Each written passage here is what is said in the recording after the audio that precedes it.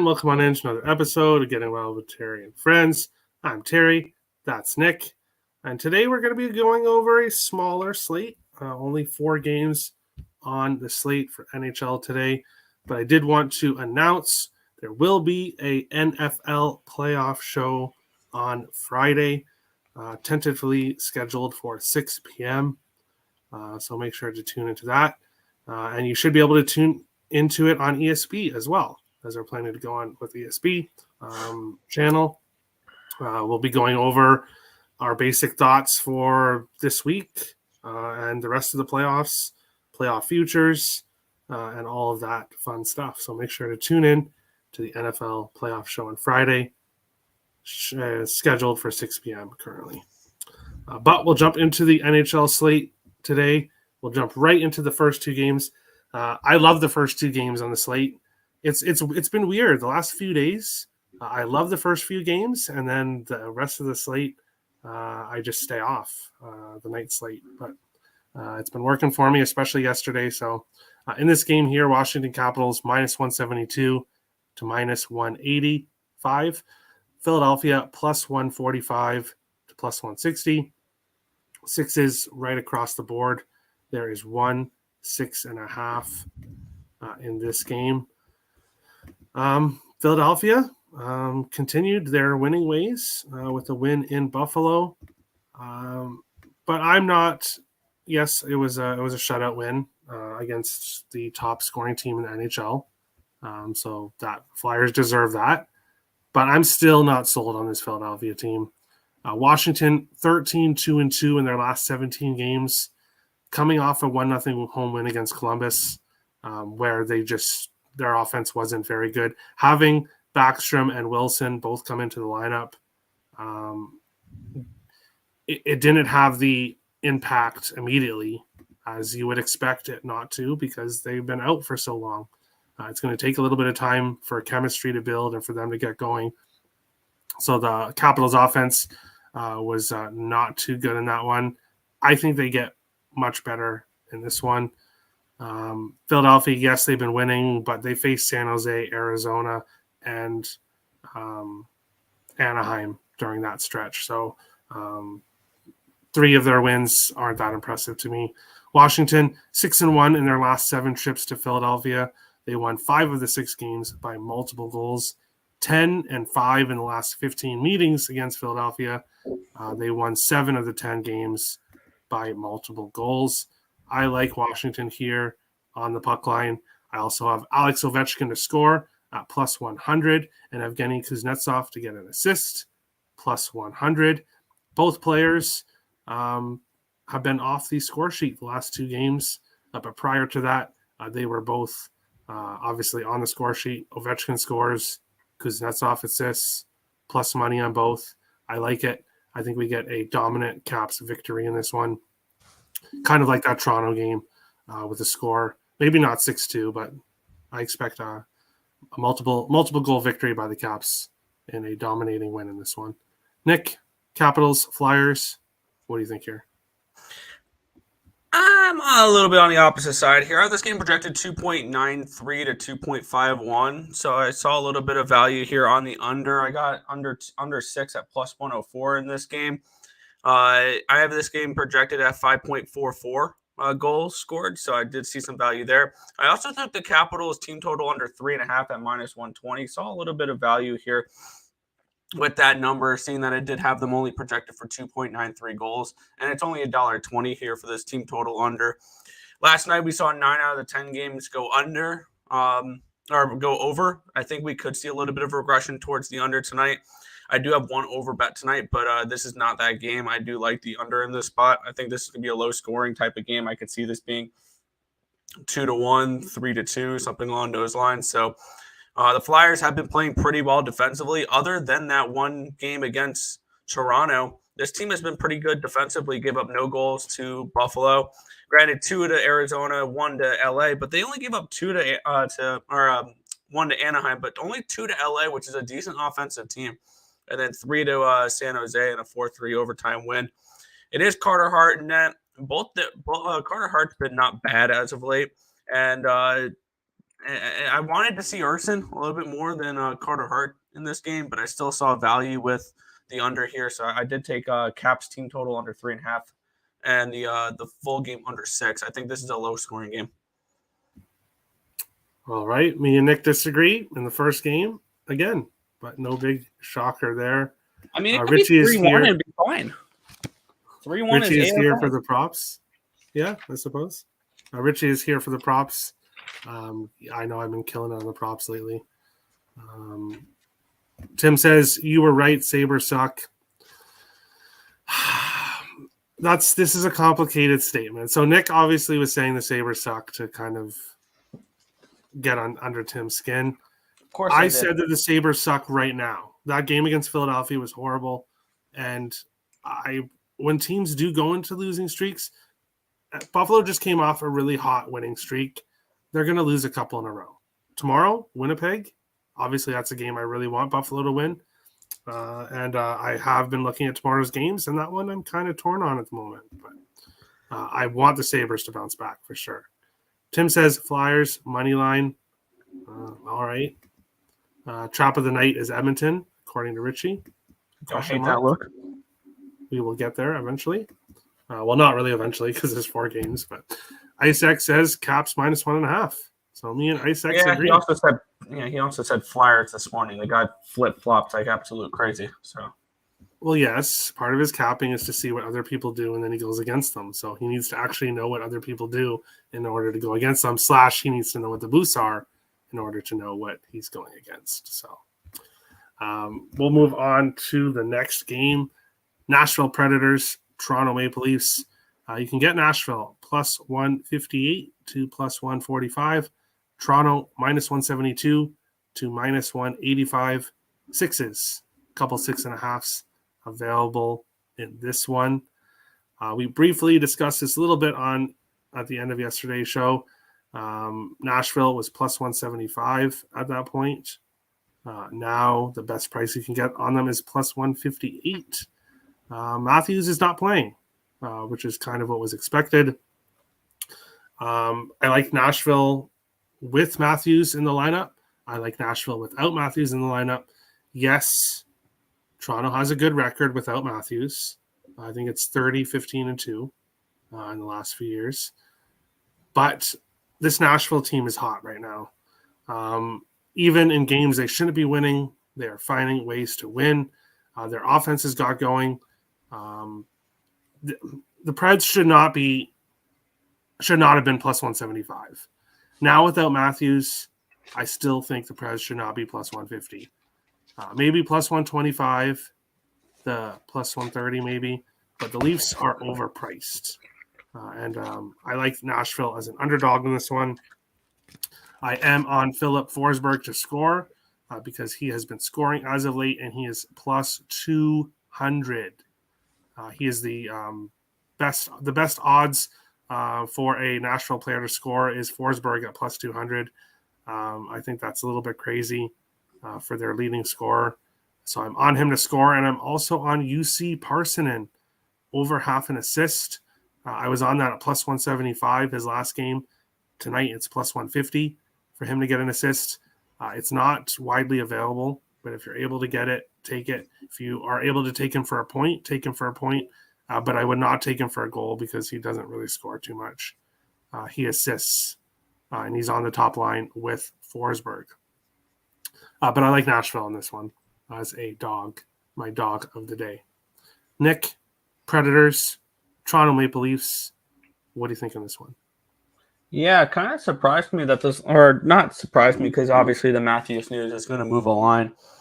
But yeah, I'm seeing plus 162 on Bet Online for the Nashville Predators, and my bad, it is 158. I just refreshed it, and I did grab the Preds yesterday at $1.75. I have this game projected at 2.97 to 2.82 in favor of the Maple Leafs. But that only suggests that they should be more like a minus 120, minus 125 in this game rather than a minus 190 when I bet them. So I did grab a little bit of Nashville Predators here. I do lean under in this game slightly, about a 0.2 goal edge on the under. and a little bit of an edge on the Leafs team total under 3.5. UC Saros has been playing really well lately. I believe he's now number 2 in the NHL in goals saved above average. Nope, he's number 3. 20 goals saved above average. The only ones above him are Linus Ullmark and Ilya Sorokin. So he's up there with some really good company there for the top of goalkeepers right now, and he's been really solid as of late. So he's a bet on goalie for me going forward, and I do like Nashville here at a really nice price. All right. You took them at plus 175, or do you still like them at plus 150? Yeah, I would probably take them all the way down to plus 140. My odds say they should be around 125. Yeah, that's exactly what I thought. So, all right. We will go back to the comments. Tim says Fade Ice X, and Tim changed his picture. It is no longer a Buffalo picture. So bye-bye to the Sabres, says Tim. He's now all about Denver Nuggets again. Tim says Preds money line. Richie says a boost. So keep an eye out for a boost of some kind. And then Tim says Nelson Cruz, 1-year deal with San Diego. Did they need any more guy was still playing? No, they're obviously. Oh, Cruz still playing? Yeah. I know. I was joking. The guy's like 48 years old, it feels like. So he should play with the Mets. That's where he should have signed. I'm a doofus, yes, Isaac says. Well, no comment. No, I'm kidding. But everyone caps differently. You have a very unique capping style. But yeah, he has the FU handicapping style. That's ultimately his choice. Richie says Preds Leafs draw 3-2 or 4-3. Hey, a draw could be a good spot, a good look. I really haven't been on the draws as much this year. A little bit of a rough start, so kind of just stayed off, but best of luck. We will move on to what Richie says could be the trap of the night. That's the Edmonton Oilers, minus 240 to minus 250 in Anaheim, plus 195 to plus 210, 6.5s and 7s available in this one here. Like I said earlier, I like the first 2 games on the slate. I like the early part of the slate, but the later part of the slate, I just don't have a good feel for. I don't really want to back Edmonton at this price, and I don't want to take a shot with Anaheim. And then when it comes to the total, yes, I'd probably lean with the over, but again, not really any interest there. And I didn't get into any props either in this one. I'm kind of just staying away from this game completely. I know not very useful, but hey, don't have to bet every game. And I'm not going to give out fake leans and stuff just to sound like I like something in this game. That's not how I do things. So pass for me. Nick, what do you think here? Oilers and Ducks. Yeah, this was a game I wasn't planning on going to or betting on. And then a little bit of news came out, and it made me a little bit interested in it because it adjusted what my model thought about the game. It is Jack Campbell in net. It is not Skinner in net. Skinner, I saw a notification for him earlier. Let me get the exact details for that. But he will not be with the team for this game and next game. Let's see. Okay, yeah, it says Jack Campbell will start Wednesday versus Anaheim and likely Friday versus San Jose. Stuart Skinner returned to Edmonton to be with his wife as they welcome their first child. Calvin Pickard was recalled to serve as the backup. So he won't be playing the next 2 games, Skinner. But best believe his first game back, bet on him. He's got that dad power then. But with that being said, I don't like Campbell. Campbell is one of my lower-rated goaltenders on the list here, and I don't bet the Anaheim Ducks very often. I took their team total over 2.5. I don't trust them to win the game, and I took the full game over 6.5, which I got at minus 123. I want to say minus 123 or minus 128. It was 123. I think this game is a game that we're going to see at least 3 goals from Anaheim in this spot against a goaltender who has struggled this season. And I have this game projected 4.01 to 3.65 with Campbell on net. So I have this game projected for 7.66 goals. So I see value on the over 6.5 in this one as well. So yeah, I like the team total over 2.5 and full game over 6.5. What are you talking about? Yeah, I was just gonna say, this statement can be half right, but Nicholas is American, even though he bets on CFL and doesn't hate Canada like his brother Tim Earl does. I have He's a not Team Canada jersey, so yeah. Exactly. Tim says quack. Not to disagree with Tim and Nick, but basically after listening to your listening to your breakdown, I feel like this is Campbell's shot. This is his chance here. If there's any chance of him getting more starts and maybe trying to take over the starting job once again, if there's any hope of that, he needs to do well in these 2 games when Skinner is away. And this is a perfect opportunity, a perfect opponent in Anaheim for him to get right against. But will he? That's a question. Yeah. And I'm not going to bet on it. I want to see it I don't first. trust Edmonton defensively either. Yeah, so it's going to be a rough go, but I could see an instance where Jack Campbell stands on his head and wins this game for the Oilers. But I won't be betting on it. Nick looks Canadian. Definitely looks. What are you talking about?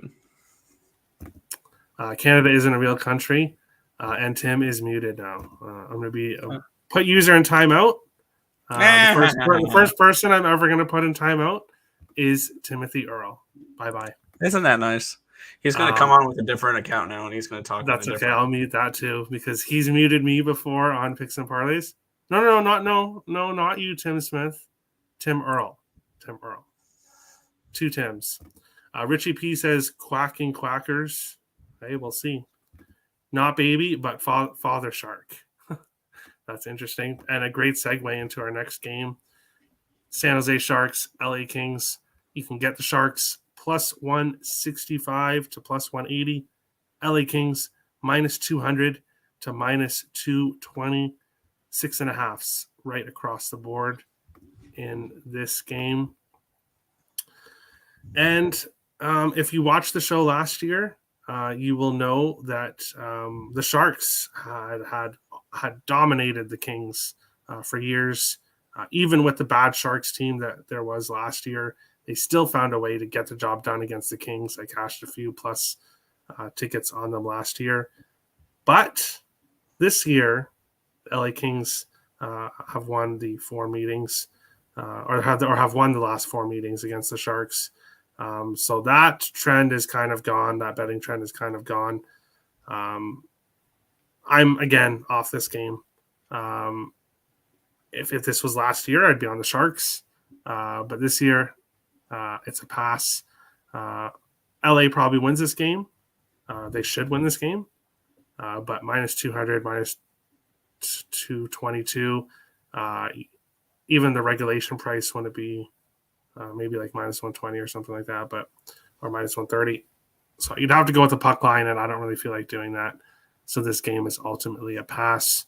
When it comes to goal scoring prop, if there's one to take, it's Kevin Fiala, as much as I hate to say it. He is doing well on LA this year. Richie laughs. Can I ask a question? Says hello. San Jose Shark do. And then Richie says, this guy, laughing face. I'm getting major deja vu right now. So I don't know why, but yeah. Nick, what do you think about this game? San Jose Sharks and LA Kings. Yeah, looking at this game, this one was probably the most confusing game for me on the slate because I bet it yesterday. And I did something I rarely ever do, and I bought off of the play.